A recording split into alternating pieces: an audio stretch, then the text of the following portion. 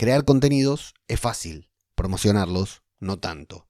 Es lo que te contaba ayer, ¿no? Mi derrotero por lo que sería el camino de la promoción del podcasting. Lo que hago yo está mal, no es un ejemplo a seguir. ¿Qué es lo que hago yo? Te estarás preguntando si no escuchaste el episodio de ayer. Bueno, grabar un podcast, este podcast, y no promocionarlo en ningún sitio. ¿Para qué lo grabo si no lo voy a dar a conocer? Bueno, primero y principal, claro, igual que vos, lo grabo porque quiero grabarlo. Este es el tercer episodio final de este podcast cuya temporada termina el 30 de junio de 2025 y no regresa hasta el 2 de enero de 2026. Si te estás preguntando por qué tantas vacaciones, un final de temporada, un mid-season tan largo, bueno, de eso te voy a hablar dentro de muy poquito, pero mientras tanto vuelvo a decirte, y si es la primera vez que lo escuchás, mejor que vayas a leomenendez.com/guía para recibir en tu correo y de manera totalmente gratuita la guía para lanzar y mantener vivo tu podcast durante 2025 y, ¿por qué no?, 2026 también. En esta guía comparto las claves desde mi particular punto de vista, por supuesto, para no deambular sin sentido por el camino del podcasting. Si ya tenés tu podcast, te digo que te va a interesar, y si todavía no lo tenés, te va a interesar todavía más. No importa si son reels, carruseles, hilos de Twitter o simples posts de texto. Hay gente ahí afuera que lo hace muy, pero muy bien. Y al igual que Messi, eludiendo un puñado de rivales, hace parecer que todo fuera muy sencillo. Y ahí estaba yo, replicando todo con lo que veía que los demás tenían éxito. Sin tenerlo, claro que sí. Una de las plataformas que más me sirvió para dar a conocer este podcast cuando comencé a publicar con una frecuencia diaria fue LinkedIn, una plataforma que había usado bastante poco.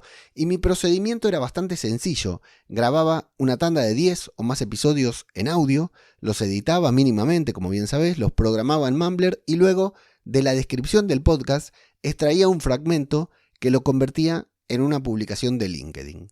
Lo que hacía en esa publicación es lo que siempre digo que tenés que hacer. Compartía alguna conclusión del podcast. No decía, nuevo episodio publicado, escuchalo en... y compartía el enlace. No, el post tenía valor por sí mismo. Vos podías leerlo y no ver el enlace, nunca darle clic, que todo tenía sentido igual.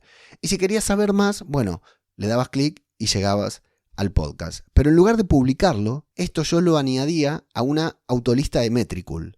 De esto ya te hablé y para mí es una de las mejores herramientas con las que contamos los creadores para darle más vida, nueva vida, podríamos decir, a nuestros contenidos. Te lo explico muy brevemente por si no lo habías escuchado. Una autolista de Metricool es una lista de publicaciones que se comparten de manera automática en el día y la hora en que vos dispongas y se van repitiendo una y otra vez con cierta periodicidad que también podés configurar vos. Es decir, si creas 10 posts, se publican de manera paulatina del 1 al 10. Y cuando llega al final, se vuelve a publicar desde el número 1, otra vez del 1 al 10.